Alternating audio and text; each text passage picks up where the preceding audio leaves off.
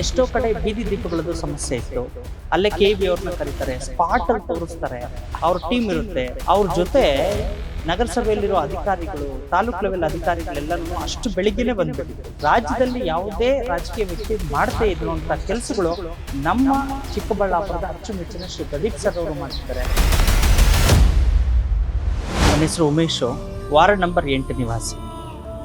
ಶಾಸಕರಾದಂತಹ ಶ್ರೀ ಪ್ರದೀಪ್ ಈಶ್ವರ್ ಅವರು ಬೆಳಿಗ್ಗೆ 6 ಗಂಟೆಗೆ ವಾರ್ಡ್ ವಿಸಿಟ್ನ ಮಾಡಿದ್ದಾರೆ. ನಾವು ಬೇರೆಯವ್ರನ್ನ ನೋಡಿದಾಗ ಇವ್ರನ್ನ ನೋಡಿದಾಗ ಬಹಳ ವ್ಯತ್ಯಾಸ ಇದೆ.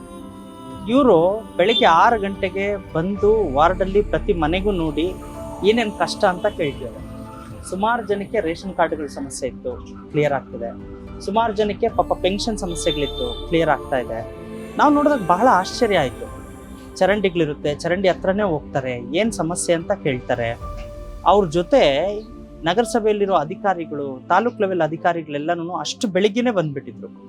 ಸೊ ಎಲ್ಲ ಅಧಿಕಾರಿಗಳಿಗೂ ಈಗ ಯಾರಿಗೆ ಏನು ಸಮಸ್ಯೆ ಇದೆ ಆ ಪರ್ಟಿಕ್ಯುಲರ್ ಡಿಪಾರ್ಟ್ಮೆಂಟ್ ಅವರು ಅಲ್ಲಿ ಹಾಜರಿರ್ತಾರೆ. ಇದು ಭಾಳ ಖುಷಿ ಪಡಬೇಕಾಗಿರೋಂಥ ಸಂಗತಿ. ಎಷ್ಟೋ ಕಡೆ ಬೀದಿ ದೀಪಗಳದ್ದು ಸಮಸ್ಯೆ ಇತ್ತು. ಅಲ್ಲೇ KV ಅವ್ರನ್ನ ಕರೀತಾರೆ, ಸ್ಪಾಟ್ ಅಲ್ಲಿ ತೋರಿಸ್ತಾರೆ, ಅವ್ರ ಟೀಮ್ ಇರುತ್ತೆ. ಏನೆಲ್ಲ ಅದಕ್ಕೆ ವ್ಯವಸ್ಥೆಗಳು ಬೇಕೋ ಅದನ್ನೆಲ್ಲ ಮಾಡುತ್ತೆ. ಅದಾದಮೇಲೆ ಅದನ್ನು ಅಪ್ಡೇಟ್ ಕೂಡ ಮಾಡ್ತಾರೆ. ಸೊ ಇಂಥ ಶಾಸಕರು ಸಿಕ್ಕಿರೋದು ಚಿಕ್ಕಬಳ್ಳಾಪುರದ ಪುಣ್ಯ.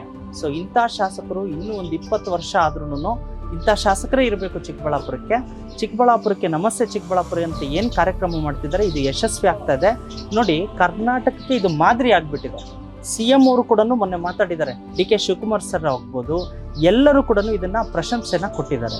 ಸೊ ಇದು ರಾಜ್ಯದಲ್ಲಿ ಯಾವುದೇ ರಾಜಕೀಯ ವ್ಯಕ್ತಿ ಮಾಡ್ತಾ ಇದ್ರು ಅಂತ ಕೆಲಸಗಳು ನಮ್ಮ ಚಿಕ್ಕಬಳ್ಳಾಪುರದ ಅಚ್ಚುಮೆಚ್ಚಿನ ಶ್ರೀ ಪ್ರದೀಪ್ ಸರ್ ಅವರು ಮಾಡ್ತಿದ್ದಾರೆ.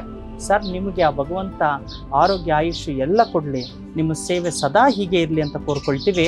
ವಾರ್ಡ್ ನಂಬರ್ 8 ಕಡೆ ಇತ್ತು.